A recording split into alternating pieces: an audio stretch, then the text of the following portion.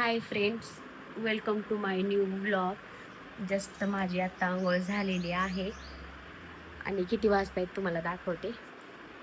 हे पहा, म्हणजे 9:40 कमी आहेत आणि एक गोड दृश्य दाखवते तुम्हाला सकाळ सकाळी. जे की अंशू बघा कसा झोपला, एवढा छान आणि एवढा क्यूट ना, खूप सुंदर झोपलेला आहे.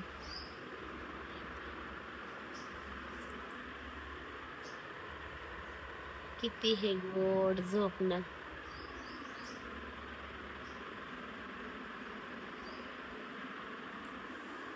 बघा कसा झोपलाय, साखरेत झोपेत आहे तो, साखरेत. आणि हे त्याचं बुबू, जे की मी नसले तरी चालेल त्याला साईडला, पण हे बुबू पाहिजे त्याला बरं का. हे पहा, मी ह्या साईडला झोपलेली आहे होते, पुन्हा वर झोपले मी.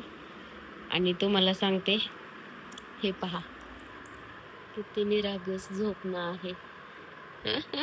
एवढं क्यूट वाटायलंय ना मला तरी सध्या, कारण आता याला उठवायचं आहे मला, कारण याची आहे स्कूल. मी आत्ताच फ्रेश झाले, स्कूल आहे त्याची, आणि तो कसा झोपलाय. कधी कधी असं वाटतं ना की हे क्षण ना परत पुन्हा कधीच येणार नाहीत, माहितीये का. जे आपल्या मुलांचे क्षण असतात छोटे छोटे, कधीच म्हणजे एक्सपिरियन्स पण कधी आपण करू शकत नाही, एवढे छान येतात एक एकदा. आणि आपलं जगणं ना ह्यांच्यासाठीच असतं खास करून. पुन्हा मागितले तरी ना ह्या लहान मुलाचे क्षण कधीच कधीच पाहायला भेटणार नाहीयेत आपल्याला. खरंच माझं ना, जे मी हे व्लॉगिंगचा जे डिसिजन घेतलेला आहे ना, व्ह्यूज येऊ अगर न येऊ, पण माझ्या मुलाचं बालपण वगैरे तर मला ना, मी जोपर्यंत आहे तोपर्यंत तर पाहता येणार आहे मला. खरंच कसा म्हणजे एवढा गोडच झोपला ना की असं वाटतं की एक एकदा ह्याला उठवूच नये. आता मी त्याच्या साईडलाच बसून बोलतीये, त्याला काहीच घेणं देणं नाही, त्याला कसलं डिस्टर्ब होत नाहीये अंशूला. पाहिलं का कसा झोपलाय तो.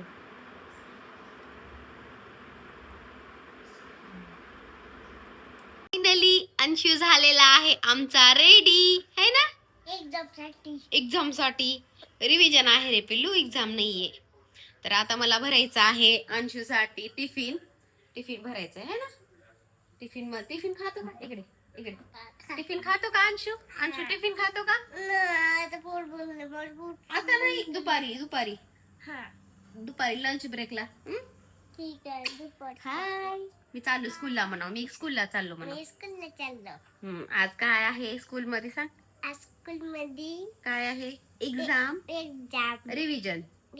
रिव्हिजन. चला, अंशू रेडी झालेला आहे. अंशू किती छान झोपलेला होता, मी तुम्हाला दाखवलेला आहे. आता अंशू ना पुन्हा बघेल व्लॉगिंग मध्ये. तर आज केलेली आहे मी मुगाची डाळ आणि चपाती. बस, हे मुलांसाठी असंच असतं सकाळ सकाळी. तर चला, अंशू रेडी झालेला आहे, त्याला पाठवते स्कूल मध्ये. जे काही नवीन काही घडत असेल तर तुमच्यासोबत करते शेअर मी. हाय फ्रेंड्स, तुम्हाला एक गंमत दाखवते मी. खूप दिवसांनी केलेला आहे मी ताक, आणि रात्रीचे वाजलेले आहेत 10:15.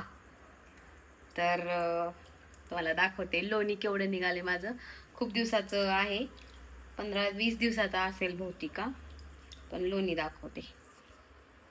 हे पहा, हे आहे लोणी. कारण सध्या मी ना कमी दूध घ्यायला लागले. आता मी कडवायला ठेवणार आहे तूप, कारण रात्री कोण ताक करतं, पण मी केलेलं आहे. कारण दररोज सकाळी ना होतच नाहीये, करावं म्हणून लक्षातच राहत नाहीये. तर इथे केलेलं आहे मी ताक, आणि हे मशीन आहे, ह्या ग्राइंडरनी करते मी ताक. आणि एवढं झालेलं आहे ताक माझं. बघा गंमत. आता एवढ्याचं करायचं आहे तूप पण दाखवते तुम्हाला झाल्यानंतर. तर आणि ताक एवढं झालेलं आहे. तर हे पहा, आणि लोणी. तर कसं वाटलं तुम्हाला लोणी पाहून, ताक पाहून? तर चला आता मी याला कडवायला ठेवते आणि तूप झाल्यानंतर दाखवते. आता मी कडवायला ठेवणार आहे याला. तूप झाल्यानंतर मी तुम्हाला दाखवते. तर फ्रीजरमध्ये साय साठवून ठेवण्याचा हा एक फायदा असतो. थोडंफार विरजण टाकायचं असतं